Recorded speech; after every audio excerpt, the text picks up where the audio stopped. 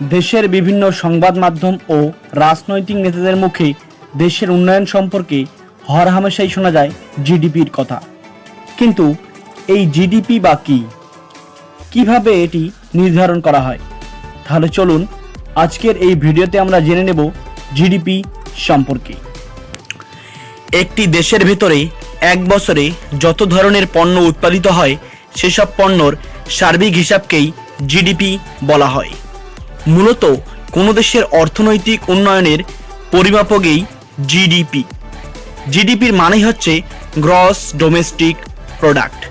এখানে গ্রস মানেই হচ্ছে সর্বমোট, ডোমেস্টিক মানেই হচ্ছে দেশের ভিতরে, আর প্রোডাক্ট মানেই হচ্ছে পণ্য বা উৎপাদন। তো চলুন এবার জানি আমরা জিডিপির প্রবৃদ্ধি সম্পর্কে, অর্থাৎ আগের বছরের তুলনায় পরের বছরে উৎপাদন যে হারে বৃদ্ধি পায় সেটি হচ্ছে জিডিপির প্রবৃদ্ধি।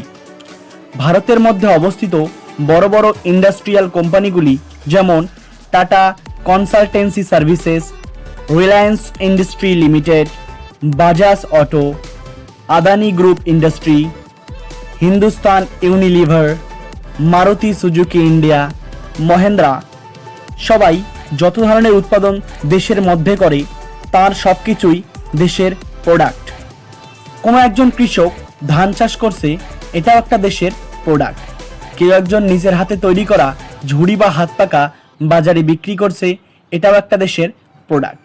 এছাড়া কেউ একজন দেশের মধ্যে পরিষেবা দিয়ে যাচ্ছে, যেমন একজন প্রোগ্রামার, নার্স বা ডাক্তার, অথবা একজন আর্কিটেকচার যে পরিষেবাটা দিয়ে যাচ্ছে সেটাও একটা প্রোডাক্ট। একটা দেশ সারা বছর জুড়ে এই ধরনের যত প্রোডাক্ট উৎপাদন করে এবং সেই উৎপাদিত পণ্যগুলো বাজারে বিক্রি করার সর্বশেষ যে মূল্য দাঁড়ায় সেই মূল্যমাত্রাই মূলত জিডিপি। সহজভাবে বলতে গেলে ধরুন আপনার পরিবারে আপনারা চার ধরনের পেশায় নিয়োজিত। কেউ কৃষক, কেউ শিক্ষক, কেউ ব্যবসায়ী, আবার কেউ একজন ডাক্তার। এই চারজন সারা বছর জুড়ে যে কাজ করলেন বিভিন্ন পেশায়, সেটার যে মূল্যমান দাঁড়িয়েছে টাকার অঙ্কে, সেটাই হচ্ছে সেই পরিবারের জিডিপি। প্রথমত জিডিপির আকারের উপর একটি দেশের উন্নয়ন ও অনুন্নয়ন সম্পর্কে ধারণা নেওয়া যায়। উদাহরণস্বরূপ কোনো দেশের জিডিপির আকার যদি প্রতি বছর বাড়তে থাকে তাহলে কোনো না কোনোভাবে সেই দেশ অর্থনৈতিকভাবে এগিয়ে যাচ্ছে। সেখানে ধীরে ধীরে ব্যবসা প্রতিষ্ঠানগুলো ভালো আয়ের সুযোগ পাচ্ছে, সাধারণ মানুষের আয়ের উৎস ও পরিমাণ বেড়েছে, বেকারত্বের সংখ্যা কমতে শুরু করেছে। অপরদিকে আবার যে দেশের জিডিপির আকার প্রতি বছর কমতে থাকে তার মানে সেই দেশ খারাপের দিকে যাচ্ছে। এই খারাপের মানে হলো সামগ্রিকভাবে সেই দেশের পণ্য কম, পরিষেবায় ঘাটতি রয়েছে, ব্যবসায় লাভের পরিমাণ কম, মানুষও চাকরিতে বেতন কম পাচ্ছে, সাধারণ মানুষের আয়ের উৎস কম ও দেশে বেকারত্বের সংখ্যা চরম পর্যায়ে পৌঁছে গেছে। আর এই সব কারণেই মূলত জিডিপির হিসাব রাখা সবচেয়ে গুরুত্বপূর্ণ। কোনো সরকারের কাছেই জিডিপির হিসাবটাই সবচেয়ে বেশি গুরুত্বপূর্ণ হয়ে যায়, কারণ এটা দিয়েই প্রমাণ করা যায় দেশের অর্থনৈতিক অবস্থান। রিয়াল জিডিপি বা প্রকৃত জিডিপি। তো চলুন জেনে নেই রিয়াল জিডিপি বা প্রকৃত জিডিপি সম্পর্কে।